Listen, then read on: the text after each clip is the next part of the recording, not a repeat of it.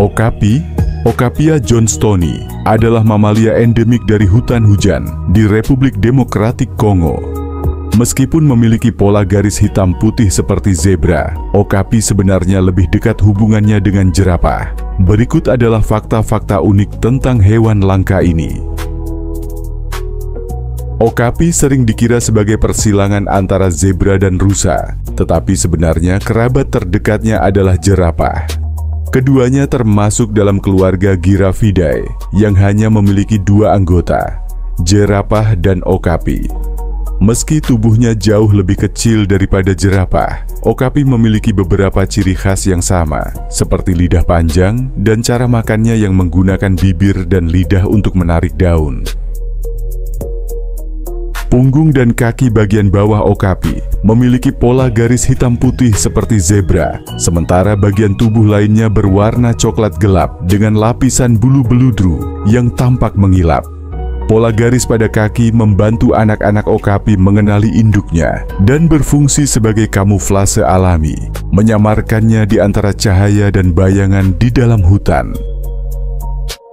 Lidah okapi sangat panjang, bisa mencapai 35–45 cm, bahkan lebih panjang dari kepala mereka sendiri. Lidah ini cukup fleksibel sehingga okapi bisa menggunakannya untuk menjilat matanya sendiri dan membersihkan telinga bagian dalam.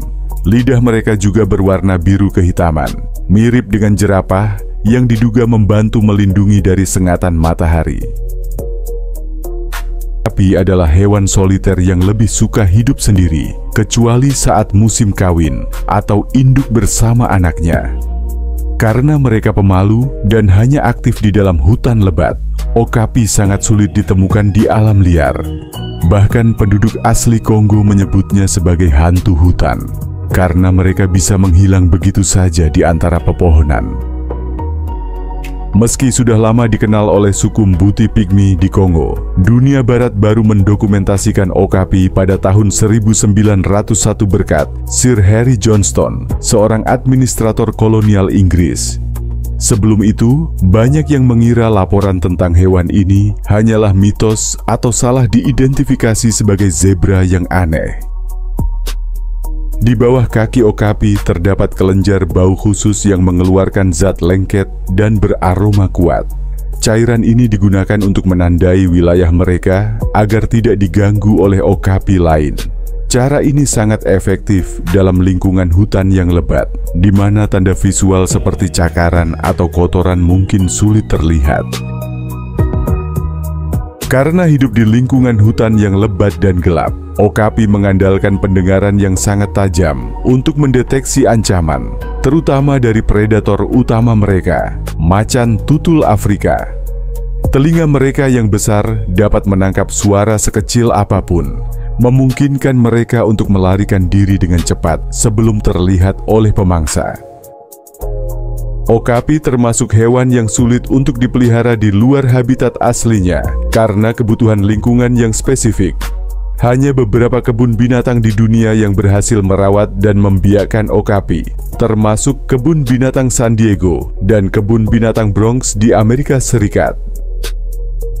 Seperti kebanyakan hewan yang hidup di alam liar, anak okapi lahir dalam kondisi yang relatif siap untuk bertahan hidup.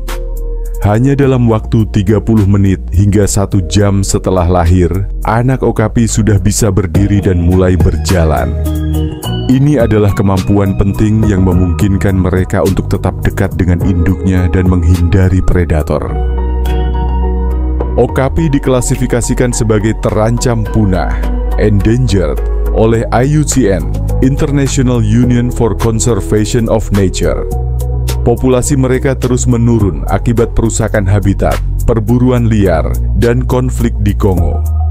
Organisasi konservasi terus bekerja untuk melindungi spesies ini melalui program perlindungan habitat dan upaya konservasi di kebun binatang. Okapi adalah salah satu hewan paling unik di dunia, dengan penampilan yang mencolok dan sifat yang penuh misteri. Sebagai spesies yang semakin langka, upaya konservasi sangat penting untuk memastikan keberlangsungan hidup mereka di alam liar. Jangan lupa subscribe, like, komen, dan share. Terima kasih.